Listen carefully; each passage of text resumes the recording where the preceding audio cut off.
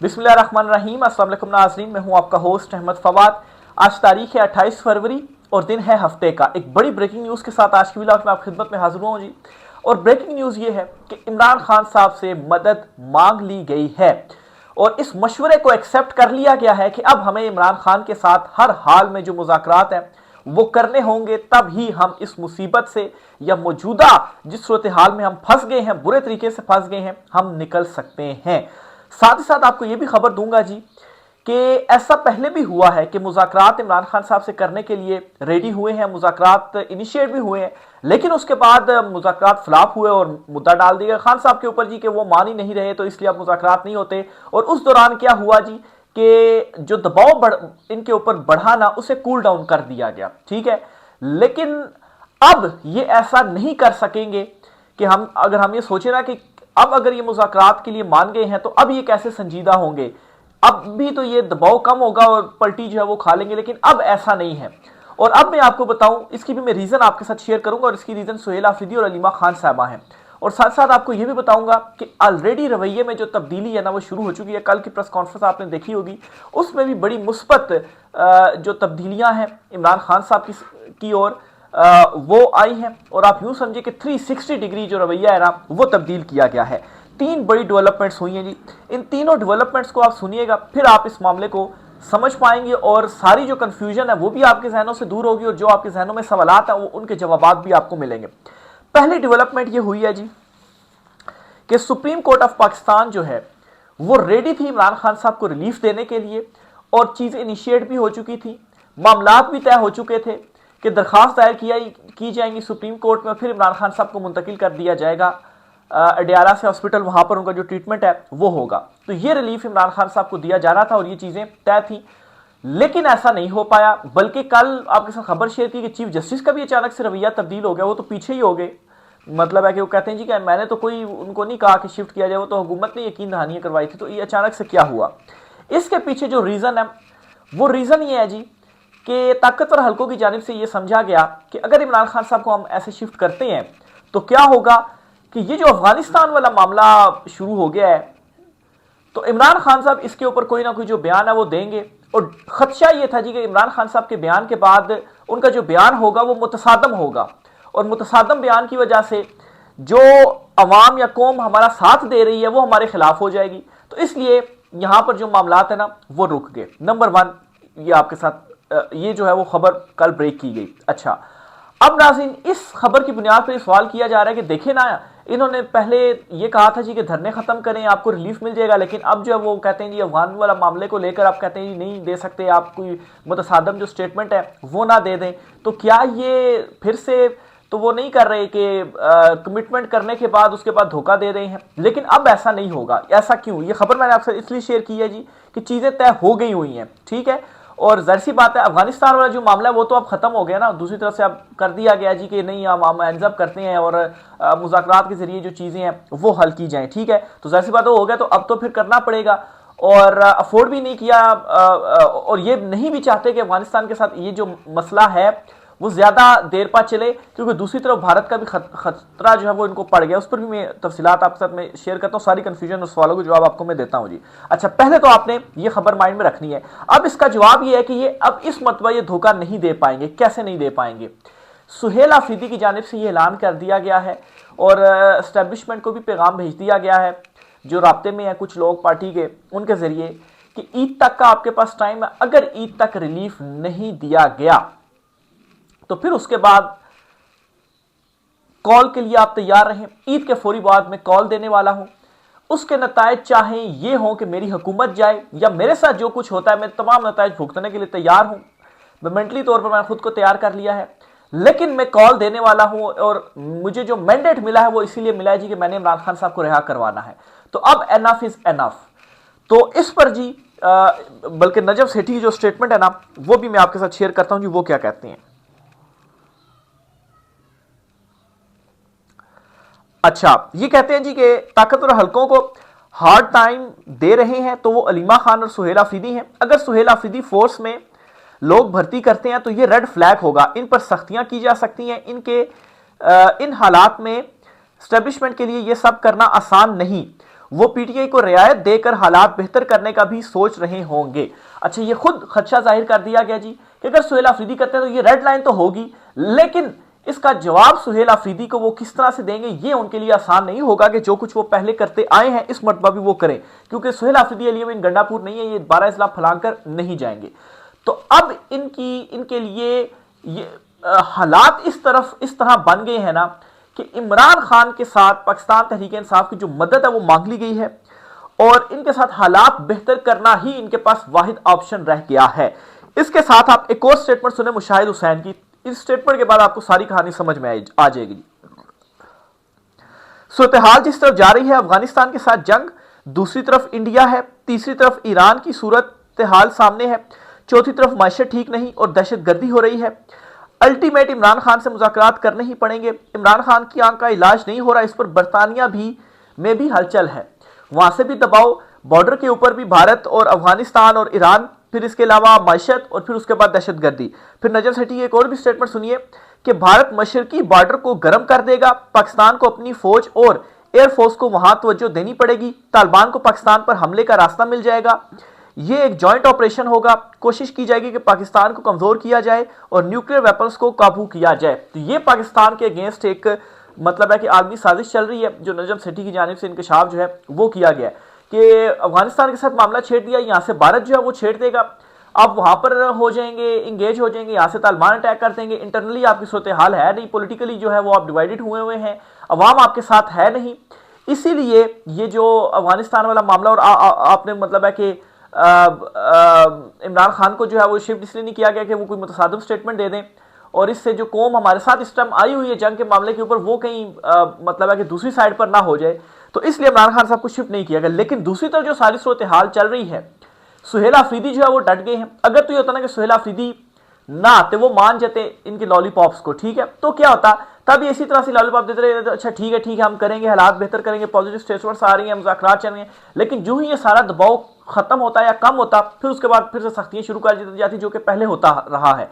लेकिन अब इनके लिए क्या मसला बन गया, एक तो बुरे तरीके से इन सारे मामलात में फंस चुके हुए हैं और फिर अब मसला ये जी कि अवाम की सपोर्ट लाजमन चाहिए जी, और ऊपर से सुहेल अफरीदी ये ऐलान कर रहे हैं जी, ईद तक का उन्होंने टाइम दे दी कि ईद के बाद मैं आऊंगा।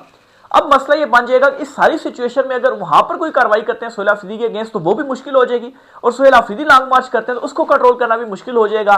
तो अल्टीमेटली ऑप्शन क्या है, जो मुशाहिद हुसैन की जानिब से भी कहा गया जी कि वाहिद हाल यही है कि इमरान खान के साथ जो मुज़ाकरात है वो किए जाए। इसलिए कल की प्रेस कॉन्फ्रेंस में भी देखा होगा जी कि बड़ा मुस्बत रवैया भी था और 360 डिग्री जो चीज़ें हैं वो तब्दील हुई हैं, और ये यहाँ तक कहा गया जी कि हम सलूट भी जो है वो पेश करते हैं। फिर ये भी कहा गया जी कि सब जो है वो हम एक साथ हैं, कोई मतलब हमारी अगर डिवीजन भी है तो वो अलहदा उन चीज़ों के ऊपर, वैसे जो है वो हम सारे एक साथ हैं, तो वैसी जो चीज़ें हैं वो नहीं कही जा रही। तो this is the right time कि जोर लगाया जाए, दबाव बढ़ाया जाए और इमरान खान साहब की रिहाई को मुमकिन बनाया जाए। तो मुज़ाकरात तो करने ही करने हैं, अब जो सिचुएशन है वो बड़ी फंस चुकी है।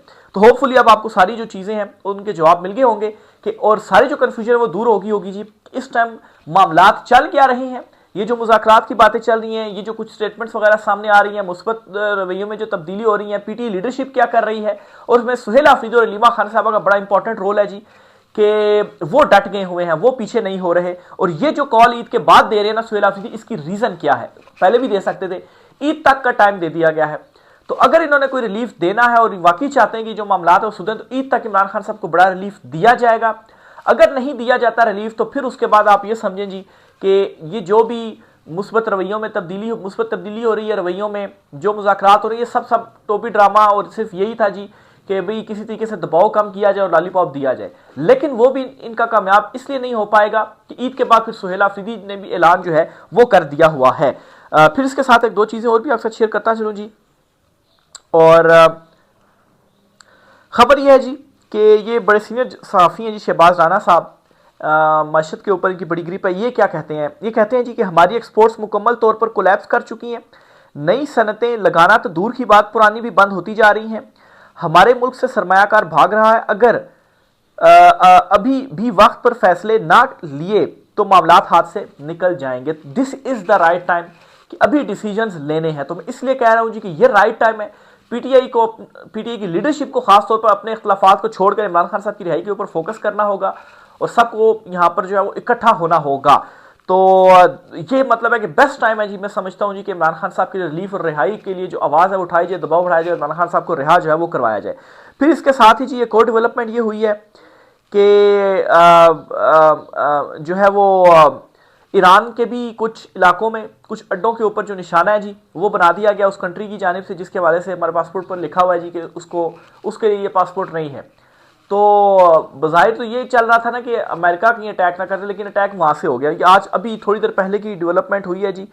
और इसके ऊपर ईरान ने भी ऐलान कर दिया कि हम भी मुंह तोड़ जवाब देंगे और खिते में जो आपके अड्डे वगैरह हैं हम वहाँ पर भी अटैक करेंगे और उस कंट्री को भी जो जवाब है ना वो दिया जाएगा। तो खिते के अंदर अब ये जो लड़ाई है ना वो भी शुरू हो गई है। फिर अफगानिस्तान वाला मामला, अब यहाँ से फिर भारत और फिर इंटरनल, फिर माशत, मतलब इस टाइम बहुत बुरे तरीके से फंस गया। और मैं समझता हूँ कि इस सारी सिचुएशन से इमरान खान इस वजह से निकाल सकते हैं ना क्योंकि आपको अवाम की जरूरत है। आप कोई भी अनपॉपुलर फैसला भी अगर करेंगे ना तो अगर वो इमरान खान साहब करते हैं तो अवाम उसके साथ खड़ी होगी। अगर आप करते हैं तो आपको इस टाइम जरूरत भी है कि अवाम आपके साथ खड़ी हो। अगर फर्ज करें कि यहाँ पर ये सारे मामला चल रहे हैं, अवाम आपके साथ खड़ी नहीं होती तो फिर कहाँ पर सूरत हाल होगी।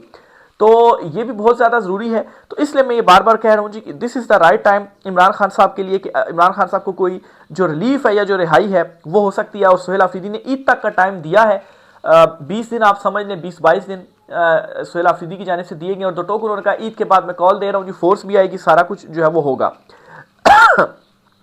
बहरहाल मैं यहाँ पर यह भी समझता हूँ कि अगर इमरान खान साहब बाहर आते हैं ना तो अगर ये समझते हैं कि कोई मतसादम स्टेटमेंट देंगे तो इमरान खान साहब ऐसा नहीं करेंगे। सुहेल आफरीदी ने भी एक बड़ी इंपॉर्टेंट स्टेटमेंट दी है। वो कहते हैं कौमी सलामती पर कोई समझौता नहीं होगा, पाकिस्तान के एक एक इंच की हिफाजत हमारा कौमी फरीजा है। इमरान खान साहब भी ये ज़रूर कहते हैं कि मुज़ाकरात के ज़रिए ही अफगानिस्तान के साथ जो मामला है वो हल होने चाहिए। खैर अब वहाँ से भी कह दिया गया है, हैंड्स अप कर दिया गया है, लेकिन ये कभी भी इमरान खान साहब बाहर आकर ये नहीं करेंगे कोई ऐसी मुतसादम स्टेटमेंट दे दे जिससे मतलब है कि हमारे मुल्क के हवाले से वो जो है वो खतरनाक हो या उसको कोई नुकसान हो। ऐसा इमरान खान साहब नहीं करेंगे। तो इमरान खान साहब को यहाँ पर एक मतलब फिर से मिसकैलकुलेट जो है वो किया जा रहा है। बहरहाल इनकी शर्त यह यही है जी कि इमरान खान साहब बाहर आकर हमारे खिलाफ कुछ ना बोल दें, हमारा साथ दे दें। आके बेशक मतलब इलेक्शन के लिए भी तैयार हैं, बाकी मामला वगैरह भी, लेकिन इमरान खान साहब अपने असूल के ऊपर, अपने नज़रिए के ऊपर कायम है कि जो अवाम जिसको मैंडेट देगी वो हुकूमत करेगा। ऐसा नहीं होगा कि आप जो है वो आपका कंट्रोल रहेगा और कठपुतली बनकर जिस तरह से शहबाज शरीफ को इमरान खान साहब कहते हैं जी कि अर्दली जो है और उसके उस तरह से हुकूमतें चलेंगी, इस तरह से नहीं होगा।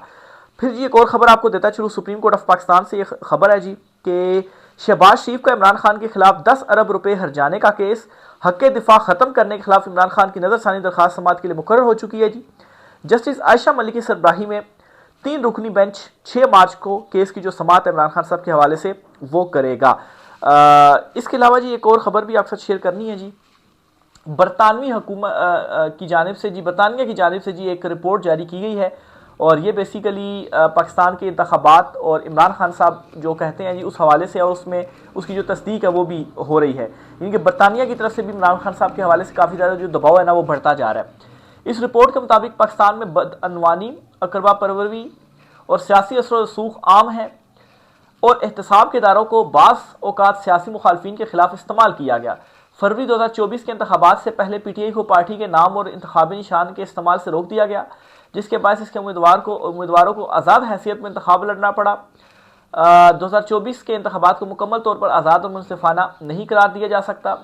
रिपोर्ट के मुताबिक अगरचा आईन इजहार राय और इज्तिमा की आज़ादी की ज़मानत देता है, लेकिन अमली तौर पर इन आज़ादियों पर बार बार पाबंदियाँ आयद की जाती रही हैं और सियासी कारकुनों और रहनुमाओं को गिरफ्तार या हरासा किया गया है। पीटीआई के रहनुमा और कारकुनों के खिलाफ मुतअद्दिद गिरफ्तारियाँ, मुकदमात और कैद की सजाएं रिपोर्ट की गई हैं, जबकि इमरान खान को भी 2025 में सजा सुनाई गई। रिपोर्ट के मुताबिक अहम और नुमाया अपोजिशन रहनुमाओं को रियासत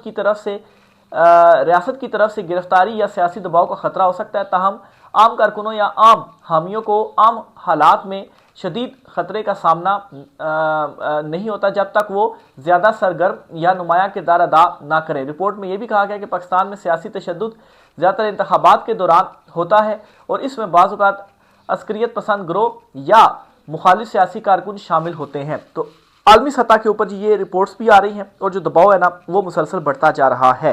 तो देखें जी इस वाले से मज़ीद क्या डेवलपमेंट्स होती हैं, चीज़ें आपके साथ शेयर करते रहेंगे। राय का इज़हार आप भी कमेंट बॉक्स में कीजिएगा। आज की व्लॉग से इतना ही, इजाज़त दीजिए, अल्लाह हाफिज़।